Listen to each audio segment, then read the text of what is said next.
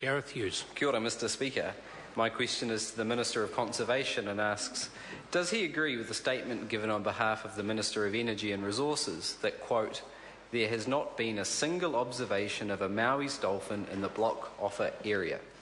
Honourable Dr Nick Smith. Mr. Speaker, yes, if the part quote from the member is used in the intended context of the official government Maui Dolphin Observer Programme, where in 809 days of monitoring not a single Maui dolphin was observed. This context was referred to later in the question.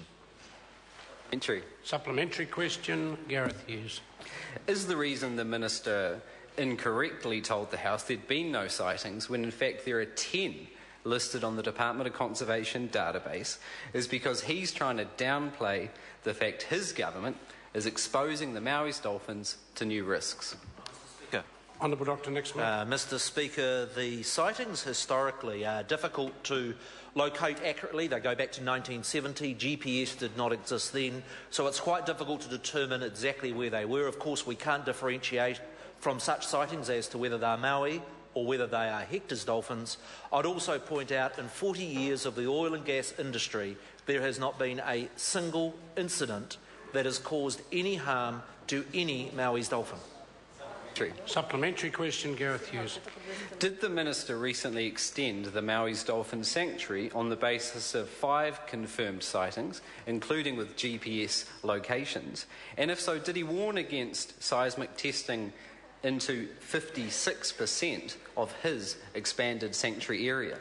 Mr. Speaker, Honourable Dr Nick Smith. Mr. Speaker, prior to this government, there was no regulation of seismic exploration work.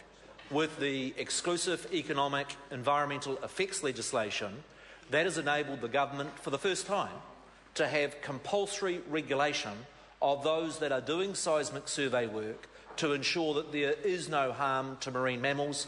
And that's just another example of, with this government's program, we have improved the environmental protection for Maui's. It comes on top of us doubling the area of the set net ban. Order. Point of order, Gareth Hughes. Mr. Speaker, I appreciate my question had 2 legs, but neither of them were addressed. I asked, did he extend the sanctuary and did he offer advice? Order. I disagree with the member. I think the second part of the second question was addressed. Supplementary question, Joanne Hayes. Thank you, Mr. Speaker. To the Minister, what is the probability of finding a Maui dolphin in the 2014 block-off area as compared to their main habitat between the Kaipara and Kawhia harbours? Speaker. Honourable Dr Nick Smith. Mr. Speaker, 90% of the 975 historic sightings are in their main habitat, which equates to 1.25 square kilometres. In the block offer area, if we take the figures that the Green asserts, that's 1 sighting per 7,500 square kilometres. That is, the probability of finding a Maui's dolphin in the block offer area is 1/3000th of that in the main habitat, or 0.03%. This is very infrequent and very nearly zero. Supplementary question, Gareth Hughes. Thank you, Mr. Speaker. Did the Minister reply to the recent Society of Marine Mammalogy letter to the Minister, which opposed seismic testing in the Maui sanctuary? And was his response to these more than 2,000 international scientists, well, I'm right and you're wrong?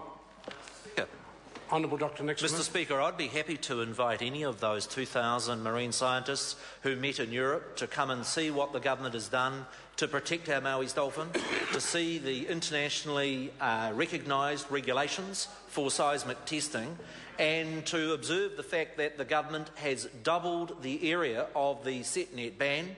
I'd also note that since we've put those in place, there has not been a single Maui's death, and I contrast that with the record of the previous government where there were several Maui's deaths.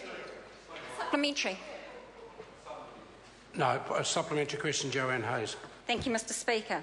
What reports has the Minister seen on the evidence of harm to Maui dolphins from the oil and gas industry?